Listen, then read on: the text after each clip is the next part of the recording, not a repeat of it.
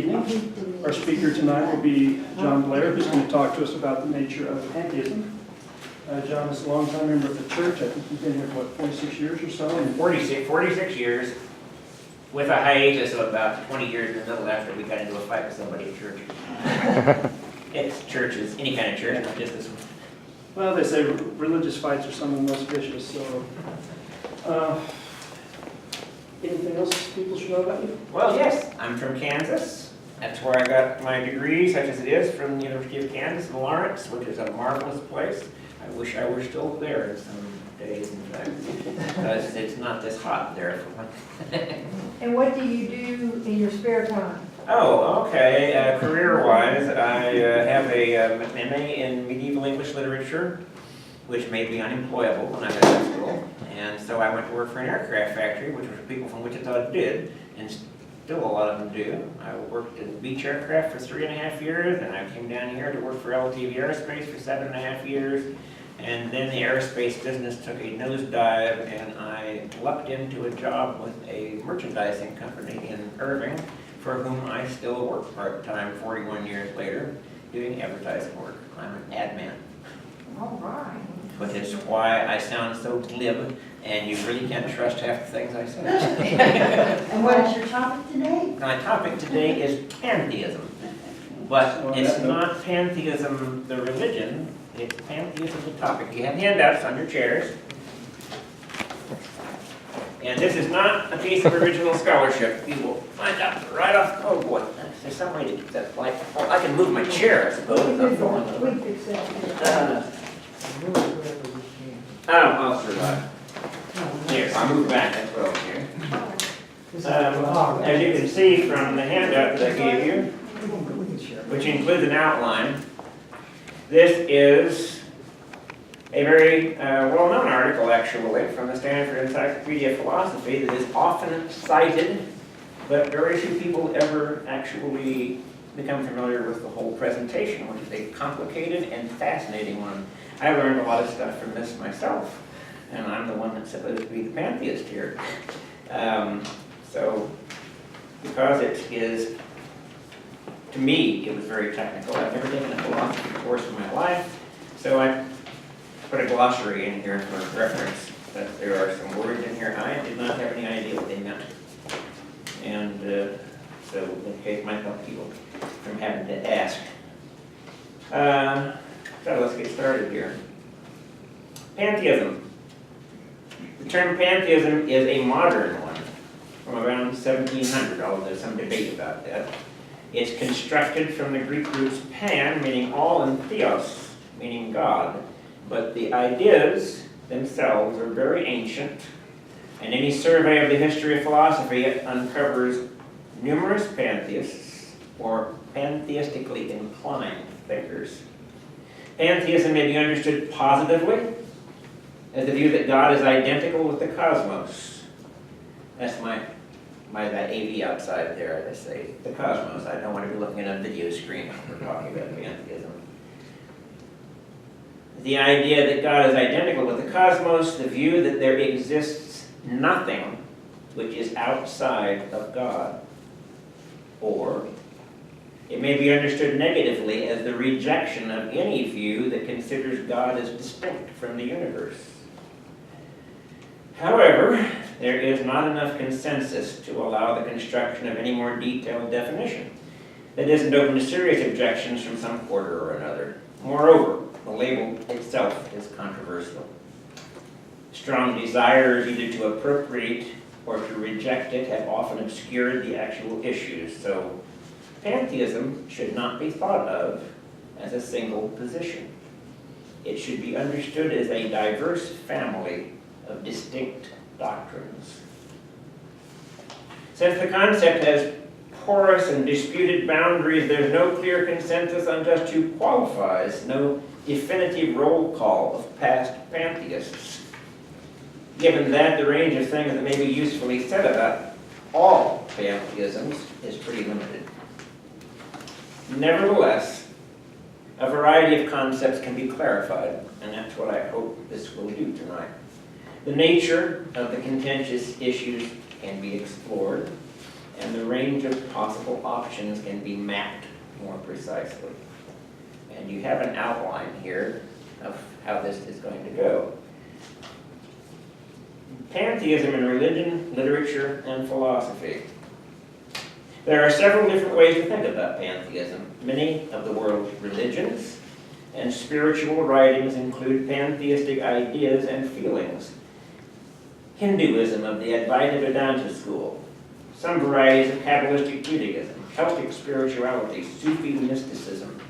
That's just a few that have, at least some of the time, played with the pantheistic idea. Another vital source of pantheistic ideas is literature, which is where I first ran into it. Such writers as Goethe, Coleridge, Wordsworth, Emerson, Walt Whitman, D.H. Lawrence, Alexander Jeffers, and a great many others. And pantheistic themes are familiar in popular media in things like Star Wars, Avatar, The Lion King. Hi, Gregory. Hey. And pantheism may be considered philosophically. A critical examination may be made of its central ideas with respect to their meaning, their coherence, and the case to be made for or against their acceptance. 2. Arguments for and drives towards pantheism. What arguments may be given for pantheism? Although there are a great many different individual lines of reasoning that might be offered, generally they may be placed under 2 heads. Arguments that start from religious experience and arguments that start from philosophical abstraction. Following the first type of argument, pantheistic belief arises when things of this world excite a particular sort of religious reaction in us. We may feel a deep reverence for and a sense of identity with the world in which we find ourselves. It seems to us that God is not distant, but can be encountered directly in what we experience around us. We see God in everything. The initial focus of attention here may be either our physical environment or else our social environment, but further reflection may lead to its more universal expansion. In the second kind of argument, reasoning starts from an abstract concept whose application is taken as assured, but further reflection leads to the conclusion that its scope must be extended to include the whole of reality. Typically, the concept in question is that of God, in which case pantheism appears as the logical completion of theism. Here are 4 examples of this kind of reasoning. Traditional theism asserts the omnipresence of God, while it strongly wishes to maintain that this is not equivalent to pantheism. The difference between saying that God is present everywhere in everything and saying that God is everything is not easy to explain. John, is it okay if we ask questions and interrupt as you go along? You can, but you may make me confused. Yes, certainly, and I may not have an answer for your question, but I certainly would be glad to hear it. I just need some clarification when you talk about pantheism being sort of God in everything. Is that everything sort of in the natural world, or is that everything including human artifacts, for example? Everything. So God would be... And it's a good question, and it's covered later on, by the way, because pantheists argue about that very question, among many, many other things. Just what is included? Some pantheists would say absolutely everything. A dog turd on the floor is God. Or, it's as much a reflection of God as you are, or the sky, or a star. Other pantheists don't go that far, so, we don't have a lot of agreement. And one of the things that's made quite clear is that pantheism is not a religion. This will be discussed later. Theism isn't a religion either, by the way. Okay. Traditional theism asserts the omnipresence of God. I just have to take the statement for granted because I don't know that much about the study of traditional theism. It strongly wishes to maintain it's not the same thing as pantheism, but saying that God is present everywhere in everything, and saying that God is everything. To some people sound like the same thing. and it's hard to explain what the difference is. If omnipresence means not simply that God is cognizant of or active in all places, but literally that he exists everywhere, then it's hard to see how any finite being can be said to have an existence external to God. 2, the traditional theistic position that God's creation of the universe is continuous can easily be developed in pantheistic directions. The view that the world could not exist for even a second without God makes the world wholly dependent on God, hence not really autonomous. To further develop this argument, if God creates every temporal stage of every object in the universe, this undermines the causal power of individual things and leads to occasionalism, which is the doctrine that ascribes the connection between mental and bodily events to the continuing intervention of God. That's occasionalism. And occasionalism in turn encourages pantheism. For insofar as independent agency is a clear mark of independent being, the occasionalist doctrine that all genuine agency is divine, that it all comes from a single place, tends to undermine any distinction between things and God. 3, alternatively, it can be argued that God's omniscience is indistinguishable from reality. If there's a complete mapping between God's knowledge and the world that God knows, what basis can be found for distinguishing between them, there being not even the possibility of a mismatch between God's knowledge and the world that God knows? Moreover, were we to separate the two, since knowledge tracks reality, that is to say, we know something because it is the case, and not vice versa. It isn't the case because we know it. Then God would become dependent upon the world, and that idea has problems. 4, arguments of this general type may also proceed from starting points that are more philosophical and theological. For example, Spinoza, who is the most famous modern pantheist, starts from the necessary existence of something he calls substance. And by this he means that which exists wholly in its own right, that whose existence does not depend upon anything else. Substance. The reasoning runs that this necessary being or substance must be all-inclusive and therefore divine. Why does that follow? I didn't follow that either, actually. If it's all inclusive, why is it so? I'm presenting what the arguments are here. I don't necessarily follow that. But it convinced Spinoza, evidently. Can you say what you just said differently? What's that? Can you say what you just said I differently? cannot. Okay.